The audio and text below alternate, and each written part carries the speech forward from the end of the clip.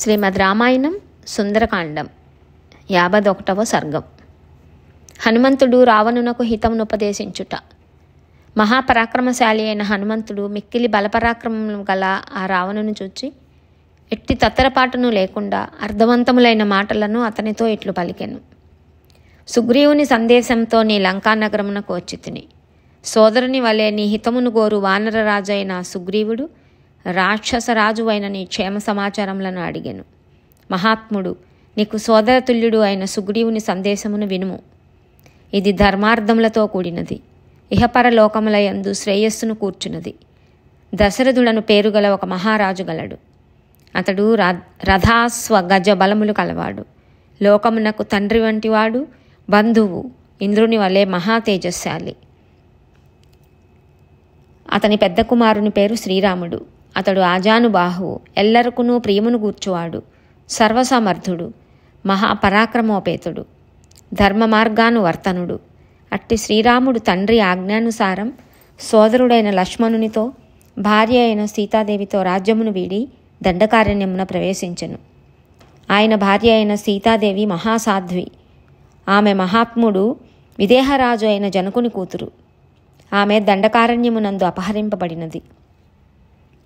ఆ రాజపుత్రుడు తమ్ముడైన లక్ష్మణస్వామితో కూడి ఆ సీతాదేవిని వెదకుచు ఋష్యమూక పర్వతమును చేరి సుగ్రీవునితో కలిసెను. సీతాదేవిని వెతికించుటకు సుగ్రీవుడును, వానర రాజ్యమునకు సుగ్రీవుని రాజుగా చేయుటకు శ్రీరాముడును ప్రతినలు పూనిరి. పిదప రాజకుమారుడైన శ్రీరాముడు వాలిని యుద్ధమునందు హతమార్చెను. అతడు సుగ్రీవుని వానర భల్లూకములకు ప్రభువుగాను కిష్కిందకు రాజుగాను చేసెను. వానర ప్రముఖుడైన వాలి నీకు ఇంతకు ముందే తెలియను. శ్రీరాముడు ఆ వానర ప్రముఖుని ఒకే ఒక్క బాణముతో రణరంగమున పరిమార్చెను. సత్యసంధుడు వానర రాజు అయిన సుగ్రీవుడు సీతాన్వేషణ తత్పరుడై అన్ని దిశలకును తన వానరులను పంపెను. లక్షల కొలదిగానున్న ఆ వానరులు సకల దిశలయందును, భూమండలమునందును, పాతాళమునందును, ఆకాశమునందును ఆమెను వెతుకుచున్నారు. వారిలో కొందరు గరుత్మంతుని వలె పరాక్రమశాలురు, మరికొందరు వాయువేగముతో సాగిపోగలవారు. మహాబల శౌర్యములు గల వానర వీరులు అడ్డులేని గమనము గలవారై ఎక్కడికైనాను శీఘ్రముగా వెళ్ళగలరు. నా పేరు హనుమంతుడు. నేను వాయుదేవుని పుత్రుడను. సీతాదేవి కొరకై 100 యోజనముల పొడవు గల సముద్రమును లంఘించి ఆమె జాడను తెలుసుకొనుటకై తీవ్ర వేగముతో ఈ లంకకు వచ్చి తిని ఆమెను అన్వేషించుచూ తిరుగుచున్న నాకు ఆమె ఇచ్చట కనపడినది. ఓ మహాబుద్ధిమంతుడా, నీవు ధర్మార్థములను బాగుగా ఎరిగినవాడవు, తీవ్ర తపస్సులను నర్చి గొప్ప వరములను పొందినవాడవు. అట్టి నీవు పరసతులను బంధించుట తగదు. ధర్మశాస్త్రములకు విరుద్ధములైనవియు, మిక్కిలి అపాయకరములైనవియు, మూలమునకే విచ్చిత్తిని గూర్చునవియు అగు దుష్కృత్యములకు మీ వంటి బుద్ధిమంతులు పూనుకొనరు. క్రుద్ధులైన రామలక్ష్మణులు ప్రయోగించిన బాణములకు ఎదురుగా నిలబడుటకు దేవాసురులలో సైతం ఎవరికి శక్తి కలదు? ఓ రాజా, ధర్మస్వరూపుడైన శ్రీరామునకు కీడు తలపెట్టిన వానికి ముల్లోకములయందును సుఖము సున్నా. అందువలన సర్వకాలములయందును హితమును గూర్చునదియు, ధర్మబద్ధమైనదియు, అర్థవంతమైనదియు అగు నా మాటను ఆలకింపుము. సాక్షాత్తు పురుషోత్తముడైన శ్రీరామునకు జానకీదేవిని అప్పగింపుము. నేను సీతాదేవిని కనుగొంటిని. ఇతర వానరులకు అలభ్యమైన జానకీదేవి దర్శనము నాకు ఇచ్చట లభించినది. ఇక తరువాత చేయవలసిన కార్యమును శ్రీరాముడే నిర్ణయించును. శ్రీరాముని స్మరించుచు ఇచ్చట శోకాకులయ్యున్న సీతాదేవిని నేను చూచితిని. నీవు అపహరించి తీసుకొని వచ్చిన సీతాదేవి నిన్ను, నీ లంకను కాటువేయనున్న 5 పడగల ఆడసర్పమని ఎరంగకున్నావు. ఆమె నీ పాలిటి మృత్యుదేవత సుమా. మిక్కిలి విషపూరితమైన అన్నమును భుజించి ఎంతటి జఠరాగ్ని కలిగిన వాడైనను దానిని జీర్ణించుకొన జాలడు. అట్లే ఎంతటి పరాక్రమవంతులైనను ఆ సురాసురులు సైతం సీతాదేవిని వశమొనర్చుకొన జాలరు. నీవు ధర్మమును ఆచరించుచు పెక్కు కష్టములను ఓర్చుకొని తపస్సు చేసితివి. తత్ఫలితముగా మరణము లేని వరమును పొందితివి. అట్టి తపఃప్రభావమును చేతులారా నాశనము చేసుకొనుట యుక్తము కాదు. కఠినమైన తపశ్చర్యల ఫలితముగా నీవు దేవతల వలన కానీ అసురుల వలన కానీ మరణము లేకుండా వరమును పొందితివి. అయినను నీ మరణమునకు అనివార్యమైన గొప్ప హేతువులు గలవు. దేవతలు, అసురులు, రాక్షసులు, దానవులు, గంధర్వులు, యక్షులు, నాగులు మొదలగు వారిలో సుగ్రీవుడు ఏ జాతికిని చెందినవాడు కాడు. శ్రీరాముడు మానవుడు, సుగ్రీవుడు కపీశ్వరుడు. నీవు నరవానరుల వలన మరణము లేకుండున్నట్టి వరమును పొందలేదు కదా. కనుక ఓ రాక్షసరాజా, నీ ప్రాణములను ఎట్లు కాపాడుకొనగలవు? ధర్మఫలము అధర్మఫలము ఎప్పుడునూ కలిసి ఉండవు. ధర్మకార్యము శుభఫలమును, అధర్మ కార్యము అశుభ ఫలములను ఇచ్చును. ధర్మకార్యాచరణము వలన అధర్మ కార్యఫలము నశింపదు. ఆవశ్యమనుభోక్తవ్యం కృతం కర్మ శుభాశుభం అని కదా ఆర్యోక్తి. నీవు ఆచరించిన ధర్మఫలం పూర్తిగా నీకు లభించినది. ఇందు ఏమాత్రమూ సందేహం లేదు. ఇప్పటి నీ అధర్మ ఫలమును శీఘ్రముగానే పొందగలవు. దండకారణ్యమునందలి ఖరదూషణాధుల వధను, కిష్కిందయందలి వాలివధను, రామసుగ్రీవుల మైత్రీబంధమును జ్ఞప్తికి తెచ్చుకొని నీ హితమును గూర్చి బాగుగా ఆలోచించుకొనుము. హయ్య రథ గజబలములతో కూడిన నీ లంకను సర్వనాశనము చేయుటకు నేనొక్కడనే చాలదును సుమా. కానీ అందులకు శ్రీరాముని అనుమతి లేదు.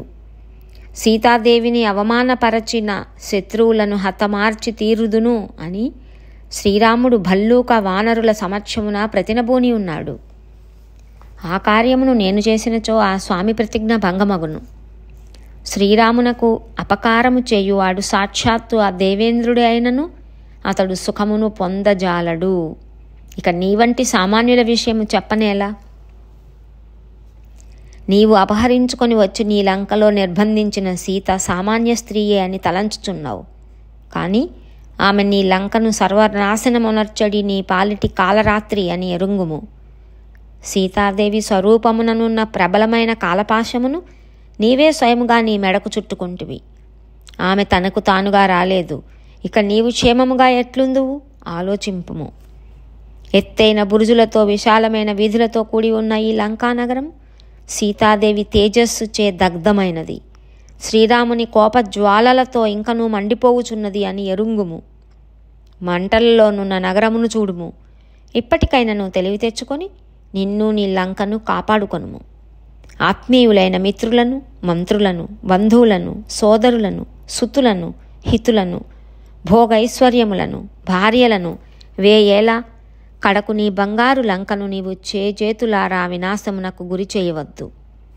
ఓ రాక్షసరాజా, నేను శ్రీరాముని బంటును. ఆయన శక్తితో నేను ఏమైనను చేయగలను. దూతను. నీకు హితోపదేశము చేయుట నా విధి.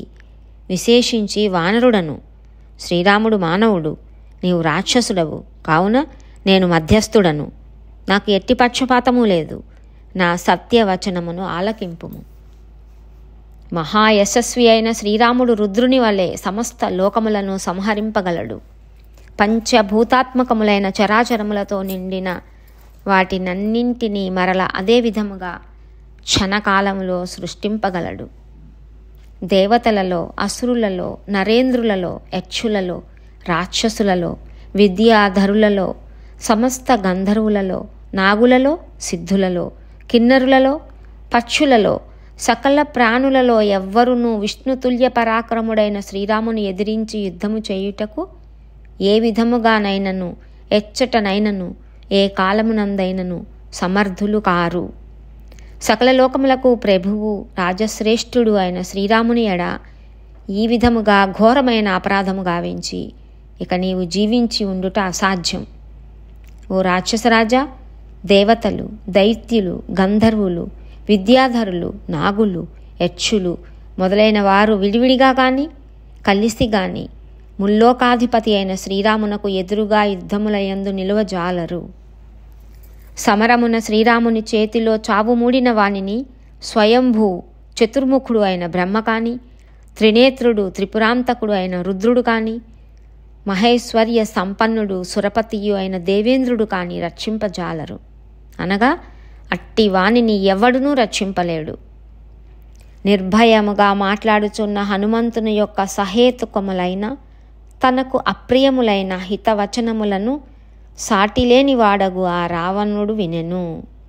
పిమ్మట అతడు కోపముతో గుడ్లురుముచున్నవాడై ఆ వానరోత్తముని చంపుటకు ఆదేశించెను. ఇత్యార్షే శ్రీమద్ రామాయణే వాల్మీకియే ఆది కావ్యే సుందరకాండే ఏకపంచాశ సర్గః. వాల్మీకి మహర్షి విరచితమై ఆది కావ్యమైన శ్రీమద్ రామాయణమునందలి సుందరకాండమునందు 51వ సర్గము సమాప్తం.